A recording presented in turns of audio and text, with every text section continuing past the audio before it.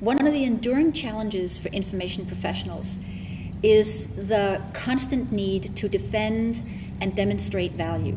Many of my colleagues sometimes lament that they are finding themselves in defensive mode, constantly having to explain why an employer should pay their salaries.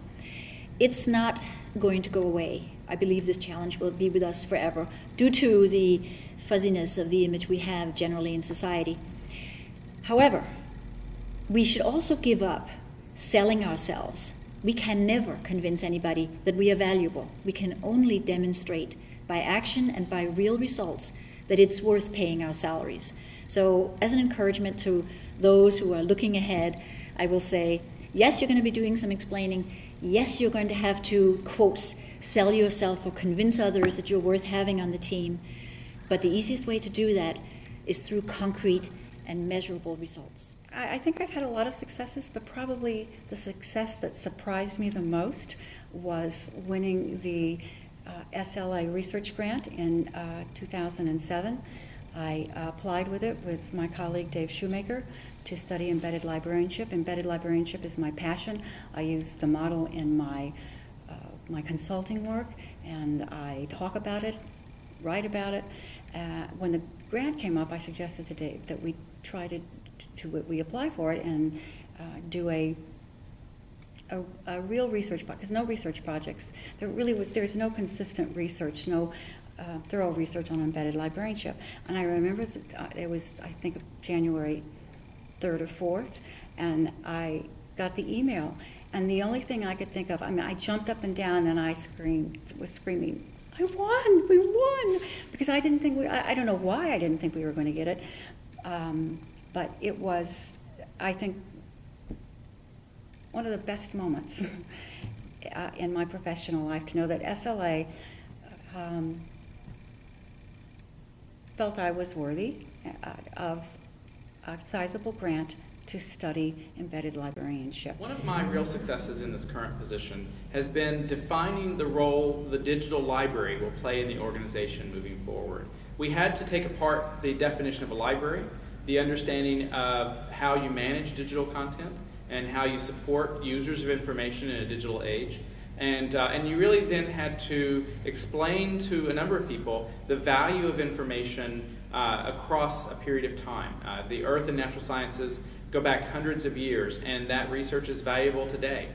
So exposing the literature, going back to the beginning of the research, and putting it all in context. So it's been a real opportunity to show success not only for the library, but for the vision that the USGS has for the future answers to the Earth's challenge. The most challenging aspect of my current position is positioning where we need to go as an information service with where the Bureau is going as an organization, and making sure that we can accomplish our goals within an uncertain future from both a budgetary perspective and a political perspective. So we are navigating every day the way we communicate our challenges and our opportunities, and how we're going to meet those when we potentially could have reductions in budget and staff and challenges. The success story I would like to share is the Knowledge for Regional NRM program, which ran out of Land and Water for 3 years, which I managed as program manager. That program was a combination of both information management, technology, and people change and management process, getting knowledge strategies up.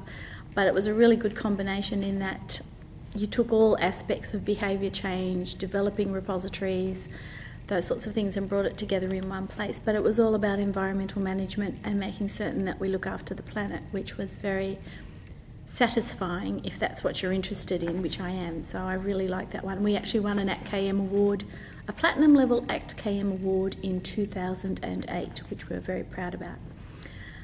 Go back to challenging aspects of your position.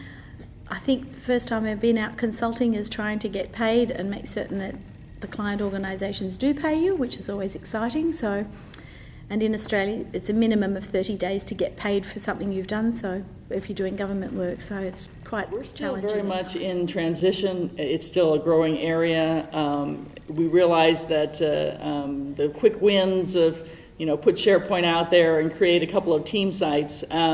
really didn't create knowledge. It created a starting point, is really all that it created. And so now we're having to re-strategize and come together and try to figure out, okay, what is it we're really trying to do? What are the pain points? What are we trying to fix?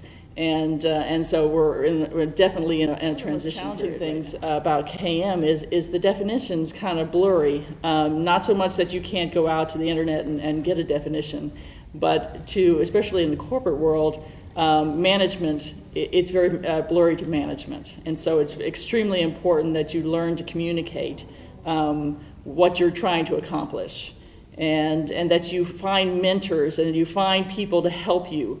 Because one person yelling, "I've got a plan," is really never going to be successful. At the conference the other day about the difficulty and the frustrations of being in knowledge management, and so success stories don't come easily to me.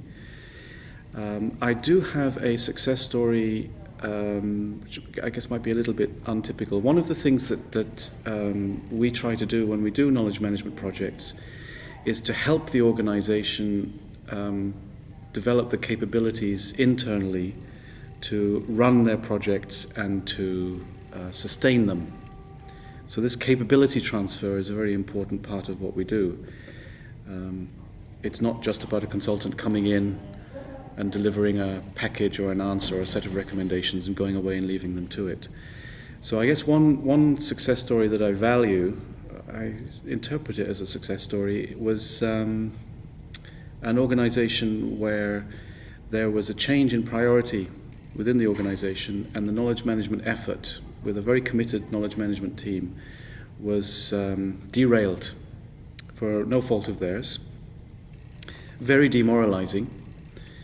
The knowledge manager on that project moved to another organization which has just won a knowledge management award. So even though the work didn't get value in the original organization, those capabilities paid off somewhere. So that's something that I appreciate. I think we have to realize when we move from situation to situation in our jobs and from organization to organization, that the challenges are going to be different, and each organization is going to be at a different place on the continuum. So we have to we can't bring the baggage or our assumptions from one job and place them into our new role. We have to look at each situation and the needs at hand, especially in a global world where you have emerging economies and you have very innovative economies that are much further down the road. And within an organization, you may find, global offices that are in the same situation where there's quite a difference between, say, something in an emerging global market and the United States. You have to keep that in mind and realize that the solution you're proposing isn't necessarily going to fit automatically from one market to another or one situation to another. And so what may to you seem like a simple solution could be very advanced it could be a simple, easy win in another situation. Don't throw it out just because it seems simple, because it may be very innovative in that particular case.